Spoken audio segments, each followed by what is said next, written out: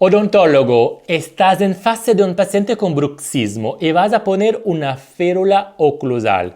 Vale, perfecto, pero esta férula es blanda. No, no debemos hacer férulas blandas.